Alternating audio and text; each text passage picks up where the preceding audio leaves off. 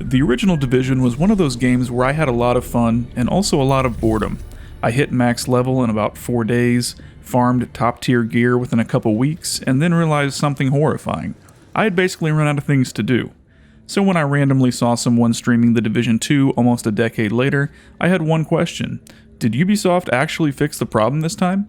Thankfully, the Epic Games Store had a free trial along with a full unlock for $7.99, so I simply couldn't resist. Over the last 10 years, I had long forgotten about The Division, so I had to do some research to get caught up. Apparently, The Division 2 came out back in early 2019.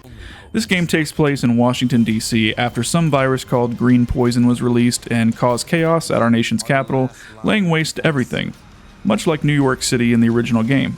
It became clear to me very quickly that I probably wouldn't care much about the plot of this game at all, but I'm always open to be proven wrong. Was I wrong? Well, we'll get into that in a few minutes. But for context, I didn't play any of the DLC, so I only knew of the main campaign. Now, this is the first kind of modern game that I've played on PC in a very long time. For reference, I'm running an RTX 4070 here with graphical settings on high. My very first impression when the intro mission started was, wow, this looks pretty good for 2019. Maybe that's because I'm not used to PC, who knows. But either way, I liked what I saw. The fire and explosions in the dimly lit area I was approaching caught my eye, as did the all too familiar barricade cover points surrounded by moving foliage. As I approached my first group of enemies, my brain somehow immediately remembered how to play this game using the cover system, and how to switch and reload weapons without looking at the control setup at all. I also noticed how much more fluid everything is. When I peeked out of cover briefly to aim and fire, then returned to cover, everything was very smooth. I also like the changes made to enemy health bars and the HUD. It's kind of like what I wish the original Division game was and looked and played like. And as someone that almost always uses an AR and sniper rifle combo, I knew when I made my first headshot and heard the noise that it made, I was in for a good time. At least during the initial leveling phase.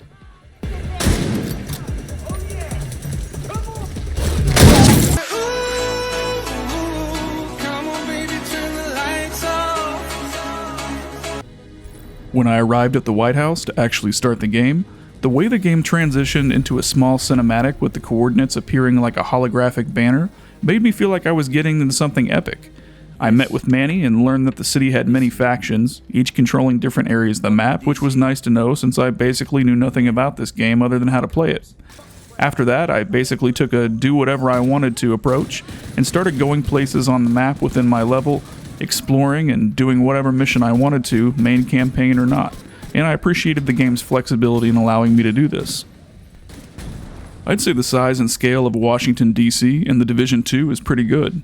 It's not Skyrim large or anything like that, but we're also dealing with something more realistic here in actual streets, subways, destroyed buildings, and alleyways.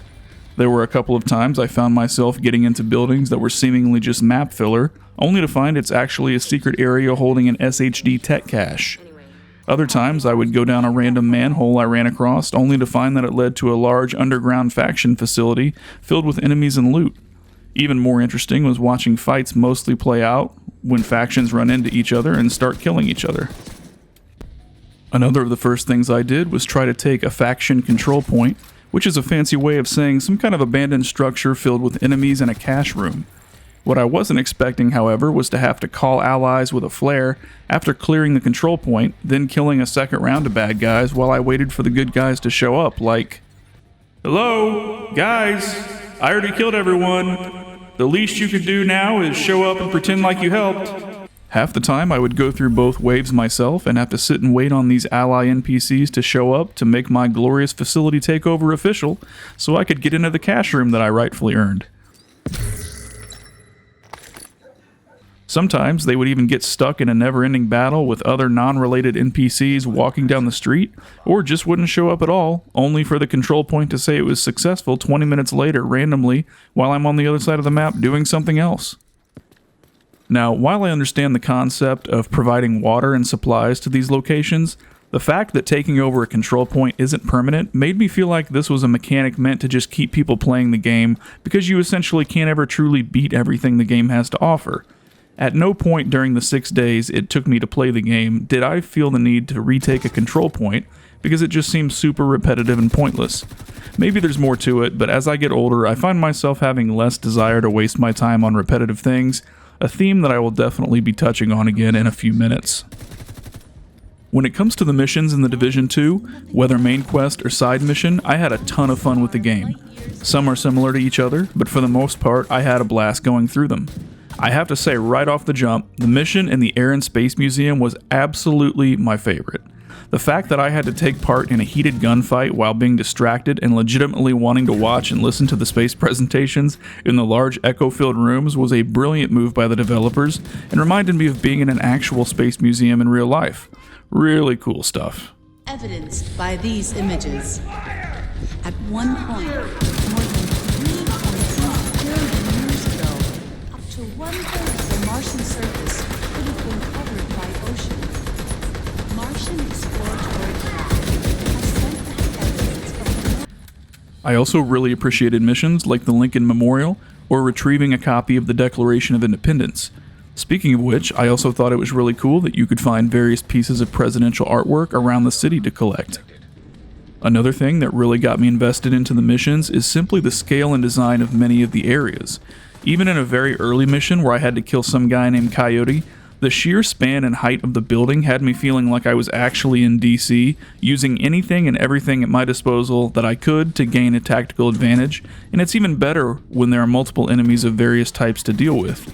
Some enemies are grenadiers, some are drone operators, and some are shotgun or kamikaze units. I would always find myself using the pulse tech to locate one enemy type that I wanted to snipe right away before having to fight the rest. I'd recommend always shooting a medic first, and if there isn't a medic, I'd shoot the drone operators as they are more annoying than an ass itch in a business meeting. One oh shit moment was the first time I had to fight a gold boss enemy that was also a melee super tank that chases after you like Mr. X from Resident Evil 2. Except this guy is wearing enough armor to survive a meteor strike, not just a rocket.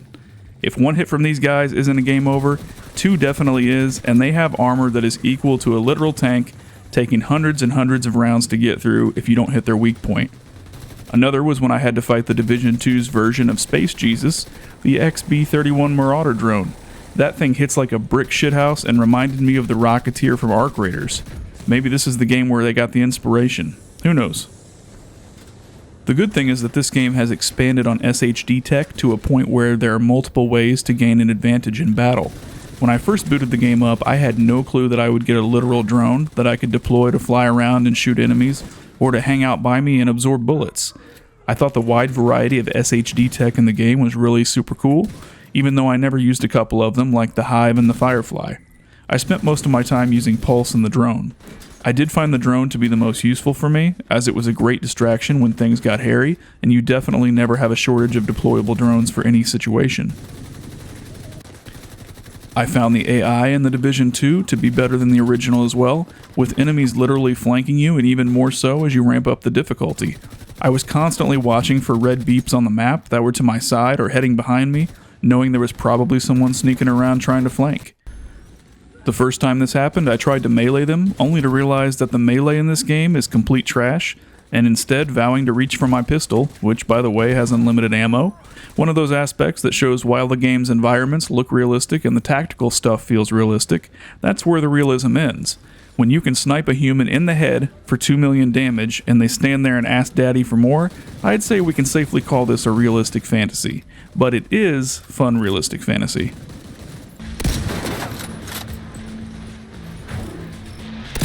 Daddy, can I have another, please?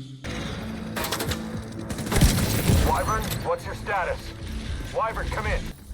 As I started to get close to the max level of 40 and find better and better assault rifles and sniper rifles, watching the hit damage go up exponentially, it reminded me a lot of when I hit my first 1 million damage hit in the original game back in the day. I was so excited back then that I had to make a quick YouTube video about it, which I've since deleted.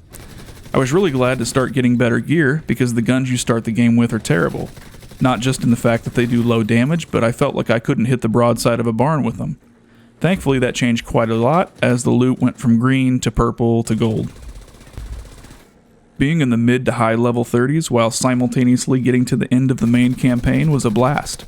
Some of the final missions are incredibly fun, except for my first trip to Roosevelt Island, which has one of the dumbest final areas I've ever seen in a video game in quite a while.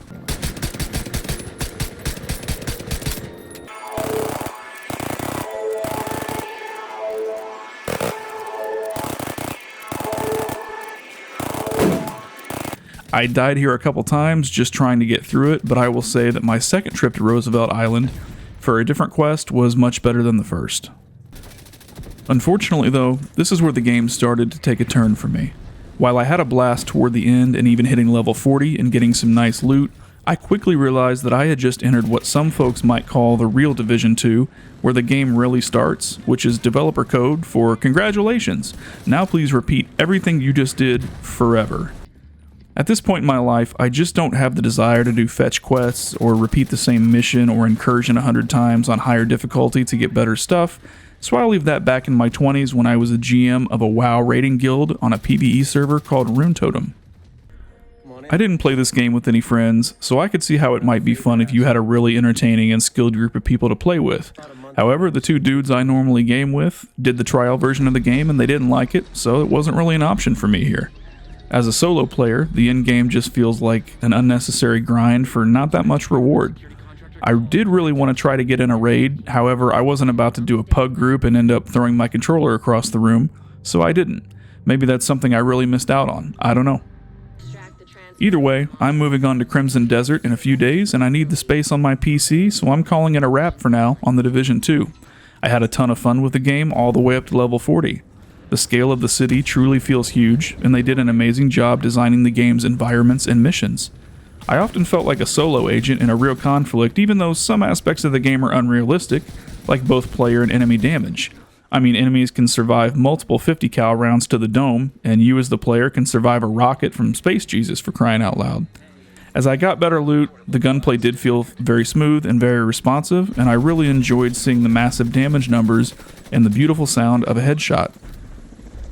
The variety of main and side missions kept me entertained for hours and wanting to keep going, while other things like control points and rewiring PA towers and fetch quest-like content were repetitive and annoying after doing them more than once. The story, well, let's just say after meeting the president, I had pretty much already tuned out and didn't care at all. I was there for missions and gameplay and very happy to be. I was also really cool to find backpack charms hidden within missions, and I was impressed at how not obvious some of them were to locate. If I could change things about the Division 2, I would probably make combat a bit more realistic to match its tactical element, and I would have way more missions and less filler content. I'd also make melee have some sort of use in the game for me as the player. The menu and inventory system is also a little bit overwhelming, and I found myself just deconning everything but never getting into building anything on the crafting bench. The crafting system looked like something that required a spreadsheet and a degree in engineering, so I politely ignored it. Would I recommend this game to friends? I sure would, and I did. Hell, if those guys had been more interested, maybe I would have been more interested to run group missions over and over in areas I've already been to. For the campaign alone, the Division 2 gets a solid 8 out of 10 from me. Great missions, fantastic environments, but the in-game grind, that's where the honeymoon ended for me as a solo player. I will say I could see myself coming back for more whenever the Division 3 comes out, gets released. Maybe I can get a head start on things and not be 7 years behind schedule. I really appreciate you taking the time to watch my content. Please leave me a comment below on your thoughts of the game, and consider subscribing to the channel if you aren't already. Thanks again, and I'll see you in the next video.